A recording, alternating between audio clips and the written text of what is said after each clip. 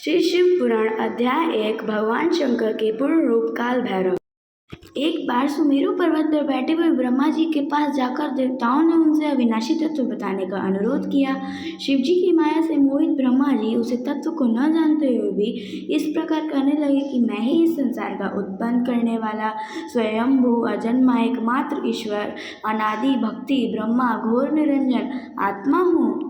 मैं ही प्रवृत्ति और निवृत्ति का मूलाधार सर्वलीन पूर्ण ब्रह्मा हूँ। ब्रह्मा जी ऐसा कि पर मुनि मंडली में विमान विष्णु जी ने उन्हें समझाते हुए कहा कि मेरी आज्ञा से तो तुम सृष्टि के रचयिता बने हो, मेरा अनादर करके तुम अपने प्रभुत्व की बात कैसे कर रहे हो। इस प्रकार ब्रह्मा और विष्णु अपना अपना प्रभु स्थापित करने लगे और अपने पक्ष के समर्थन में शास्त्र वाक्य उद्धृत करने लगे।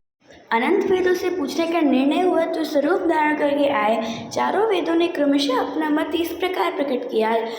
ऋग्वेद, जिसके भीतर समस्त भूत निहित है तथा जिससे सब कुछ प्रवृत्त होता है और जिससे प्रमात्व कहा जाता है, वह एक रुद्र रूप है। यजुर्वेद, जिसके द्वारा हम वेद भी प्रमाणित होते हैं तथा जो ईश्वर के संपूर्ण योग्य तथा योगों से भजन किया जाता है, सबके दृष्ट वह एक शिव ही है। सामदेव, जो समस्त संसारी जनों का भ्रमाता है, जिसे योगी जन ढूंढते हैं और जिसकी भांति से सारा संसार प्रकाशित होता है, वह एक त्र्यंबक शिव जी ही हैं।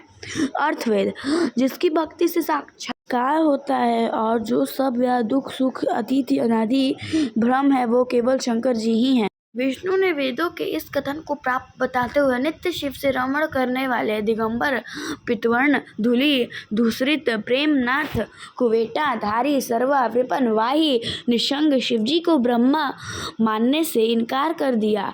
ब्रह्मा विष्णु विवाद को सुनकर अंकोर ने शिवजी की ज्योति नित्य और सनातन पर ब्रह्मा बताया, परंतु फिर भी शिव माया से मोहित ब्रह्मा विष्णु की बुद्धि नहीं बदली।